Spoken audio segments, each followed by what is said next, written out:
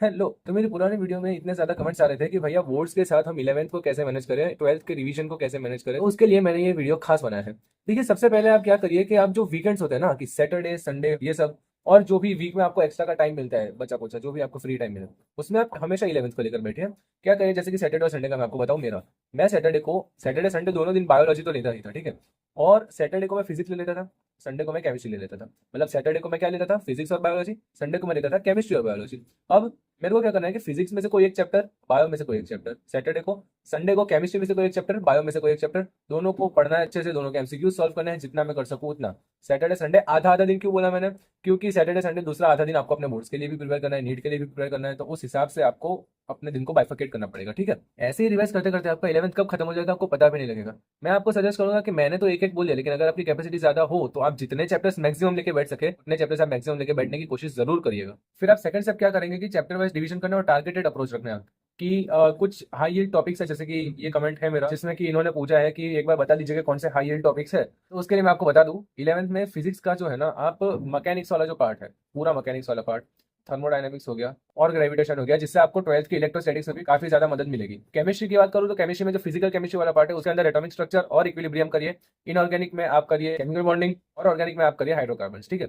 Biology में आपको plant physiology करना है, ह्यूमन फिजियोलॉजी करना है और सेल वाला पार्ट करना है, सेल स्ट्रक्चर एंड फंक्शंस और cell cycle and cell division. देखिए, ये मैं नहीं बोल रहा हूँ कि सिर्फ इतना ही करना है, मैं बोल रहा हूँ कि आपको सबसे पहले ये तो करना ही है। फिर जो बाकी सारे 11th के चैप्टर्स बचे आप उनके पास जा सकते हैं। अगला काम आपको क्या करना है ना कि आपको एनसीईआरटी बेस्ड डिवीजन करना है। क्यों? क्योंकि नीट और बोर्ड्स दोनों में एनसीईआरटी में से ही पूछते हैं। तो देखिए, आपको रोजाना एनसीईआरटी से पढ़ना है, बायोलॉजी तो रोज पढ़ना है एनसीईआरटी में से। और जो केमिस्ट्री है उसमें आप इनऑर्गेनिक और ऑर्गेनिक, ऑर्गेनिक में देखो रिएक्शंस मेनली पढ़ लेना, और कुछ मतलब डिटेल में आप एनसीईआरटी से अगर आपको कंसेप्ट समझने हैं तो। लेकिन कंसेप्ट के लिए मैं यूट्यूब पे जाता था और जो मेन इंपॉर्टेंट कीवर्ड्स है वो ढूंढने के लिए मैं एनसीईआरटी में आता था। तो आप भी ऐसा कर सकते हैं, वरना अगर आपको कंसेप्ट भी जानना है तो आप इनऑर्गेनिक और ऑर्गेनिक दोनों के दोनों आप एनसीईआरटी में से कंप्लीट कर सकते हैं। हाईलाइट करना है और कीवर्ड्स, कीवर्ड्स पे खास करके ध्यान देना है, क्योंकि कुछ कीवर्ड्स ऐसे होते हैं जो नीट के फेवरेट होते हैं। और वो फेवरेट कीवर्ड्स आपको कैसे पता लगेंगे? पीवाईक्यू सॉल्व करके। तो देखो, हर एक चीज एक दूसरे से इंटरकनेक्टेड है, कोई एक चीज छोड़ दोगे तो फिर दूसरी चीज आपको पता नहीं लगने वाली है, ठीक है। फिर अगला स्टेप आपका क्या होगा कि आपको जो पुराने टॉपिक्स और नए टॉपिक्स है उसका एक वीकली मिक्स क्रिएट करना है। कैसे मिक्स क्रिएट करेंगे? जैसे कि आप रोज का मान लो पढ़ना नहीं है, लेकिन मान लो रोज का आप 2 घंटे ही पढ़ते हो सिर्फ, ठीक है। तो 2 घंटे में से आपको जो 1 घंटा होगा ना, उसमें 12th के नए चैप्टर्स जो आपको बाकी हो, या फिर जो भी नए चैप्टर्स आपके कंप्लीट करने बाकी है वो करेंगे, साथ ही साथ बोर्ड्स की प्रैक्टिस करें या फिर नीट के एमसीक्यूज प्रैक्टिस करें। और जो दूसरा 1 घंटा है उसमें आप पुराने चैप्टर्स की रिवीजन लेके बैठे, जो आपको ऑलरेडी आते हो, जिसके आपको एमसीक्यूज कुछ नहीं आ रहे थे और फिर आपने वो टिक करके रखे थे, और फिर आप उसको लेके बैठ जाइए वापस। मैं नहीं बोल रहा हूँ कि सिर्फ 2 घंटे पढ़ना है, हाँ मैं ऐसा बिल्कुल नहीं बोल रहा हूँ। मैं बोल रहा हूँ सिर्फ कि पढ़ो, उसमें से आधा टाइम इसको दो, आधा टाइम इसको दो, और ज्यादा ही पढ़ो, ठीक है। 6 महीने बाकी है, खाली पढ़ दो यार, क्या आ जाएगा। तुम 6 महीने पढ़ लोगे ना, तो देख रहे हो ना, ये तुम्हारे पास भी आएगा, ठीक है। स्टेथोस्कोप, एप्रन, इज्जत, एमबीबीएस की जर्नी तुम भी एक्सपीरियंस करोगे, इसलिए पढ़ दो ना यार। 6 महीने तो बाकी है। 6 महीने घिस जाओगे तो क्या ज्यादा से ज्यादा क्या हो जाएगा? हमेशा सोचो what is the worst that could happen. बुरा से बुरा क्या हो जाएगा तुम्हारे साथ? नहीं निकलेगा नीट। लेकिन पता है इससे बुरा क्या होगा? अगर तुमने मेहनत नहीं की तो, अगर तुमने मेहनत नहीं की ना, खुद की नजरों से गिर जाओगे। पूरी जिंदगी खुद को ये सवाल पूछोगे कि अगर पढ़ लिया होता तो क्या पता नीट निकल जाता। एक बार कोशिश तो करो। समझ रहे हो ना? बहुत भटक जाता हूँ। नेक्स्ट स्टेप आपको क्या करना है ना कि 11th के कंसेप्ट का डेली टू डेली, या फिर डेली नहीं तो अल्टरनेट डेज पे आपको रिवीजन करते ही रहना है, वरना 11th कब निकल जाएगा पता भी नहीं लगेगा, ठीक है। रोजाना एमसीक्यूज की प्रैक्टिस करनी है। अभी देखो, लॉन्ग फॉर्म क्वेश्चन आंसर्स तो है नहीं कि आपको उसकी चिंता करनी होगी, ठीक है। तो एमसीक्यूज की आपको प्रैक्टिस करनी है रोजाना, नहीं तो अल्टरनेट डेज पे आप कर ही सकते हैं। फिजिक्स और केमिस्ट्री के लिए कम से कम फॉर्मुला बेस्ड क्वेश्चन की प्रैक्टिस तो रोज करनी ही है। और बायो के लिए जो वन लाइनर क्वेश्चन आंसर्स होते हैं, जो स्टेटमेंट बेस्ड होते हैं, उन सब की आप क्वेश्चन प्रैक्टिस कर लेना बहुत अच्छे से। Statement based, assertion reason based, वो सब बहुत सारे आने लगे इन कुछ सालों में, ठीक है। तो उसकी प्रैक्टिस अच्छे से कर लेना। नेक्स्ट स्टेप आपको क्या करना है ना कि वीकली एक फुल लेंथ 11th का मॉक टेस्ट लेना है। इससे आपको पता लगेगा कि आप 11th में किन किन चीजों में छूट रहे हैं। आप उसको एक तरफ लिख लेंगे और फिर उस पर ज्यादा ध्यान देने लगेंगे, ठीक है। ये बहुत ज्यादा जरूरी है। वीकली या फिर एक हफ्ते में या तो 2 हफ्ते में आपको एक फुल लेंथ सिर्फ और सिर्फ 11th के सब्जेक्ट हो जिसमें उसका टेस्ट देना है, ताकि आपको ये याद, आपको जब भी आप 12th का कुछ नया पढ़ने जाएंगे, जब भी आप कुछ ऐसा पढ़ने जाएंगे जो कि रिलेवेंट उतना नहीं है, तो आपको दिमाग में अचानक से स्ट्राइक करेगा कि अरे 11th का मेरा ये भी बाकी है, मैंने लिख के रखा है, ये कब पढ़ूंगा, ये कब पढ़ूंगी, ऐसा करके आपको दिमाग में आ जाएगा, ठीक है। तो ये आपके लिए काफी ज्यादा जरूरी होगा, ये आपके लिए एक रिमाइंडर की तरह काम करेगा, ऑलराइट। फिर आपको अगला नेक्स्ट स्टेप क्या करना है कि आपको रिवीजन शीट्स और समरी शीट्स बनानी है हर चैप्टर के लिए। जैसे ही आपका कोई भी चैप्टर फिनिश हो, सबसे पहला काम आपको करना है कि उसके जितने भी इंपॉर्टेंट इंपॉर्टेंट पॉइंट्स हैं उसको शॉर्ट फॉर्म में लिख के, जितने आप कम पेज में उतार सके उतने कम पेज में उतारना है।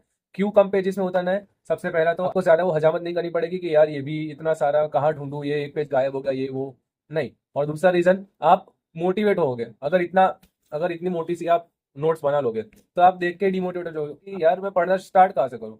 और यदि आप इतनी सी बना दोगे, ठीक है, नोट्स, तो फिर आपको ऐसा लगेगा अरे इतना ही तो है, पढ़ लेता हूँ मैं। ठीक है, तो आपको जितना कम आप लिख सके, मतलब ऐसा नहीं है बोल रहा हूँ कि कोई डेटा वेटा आप छोड़ दो, डेटा तो पूरा ही लिखना है हमें, अच्छे से लिखना है, ऐसा गुचड़ पुचड़ खिचड़ी नहीं बना देना है, अच्छे से विजिबल हैंडराइटिंग में लिखना है, डेटा भी सारा लिखना है। बस उसको आप जितना कम स्पेस में लिख सके, जितना कंसाइज वे में लिख सके उतना आपको कोशिश करना है। ठीक है, ये हमारे फिजिक्स के सर ने हमें एक बहुत अच्छी टिप दी थी। उस चैप्टर के जितने भी इंपॉर्टेंट फॉर्मूलाज है, रिएक्शंस है, नाम है, वो सब आप एक शीट पे लिखो और उसको एक वीकली बेसिस पर रिवाइज करते रहो।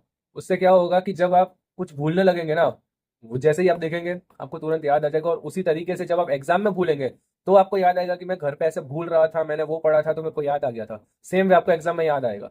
समझ लो, ये मसल मेमोरी बहुत बहुत काम की चीज है। बायोलॉजी के जितने भी वन लाइनर्स है आप उसको खास करके लिखना कि जो भी स्टेटमेंट्स है जिसमें की वर्ड्स होता है, इस और इस नॉट, इसमें भी बहुत ज्यादा होता है। तो इसको कैपिटल में लिखिए, इस नॉट को कैपिटल में लिखिए, ताकि आप जब भी उसको पढ़े आपका स्पेसिफिक ध्यान वहां पर जा सके।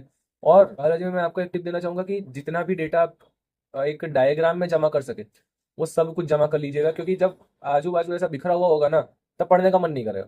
और जब आपको पता चलेगा कि यार ये पूरा टॉपिक यही एक डायग्राम है, तो आप ऑटोमेटिक पढ़ने का मन करेगा। इट्स ऑल अबाउट पढ़ने का मन। ठीक है, पढ़ने का मन ही नहीं करेगा तो तुम पढ़ोगे ही कैसे? समझ रहे हो? प्रैक्टिकल और प्री बोर्ड्स के वक्त आपको क्या करना है ना कि इलेवेंथ के रिवीजन को थोड़ा सा लाइट रखना है।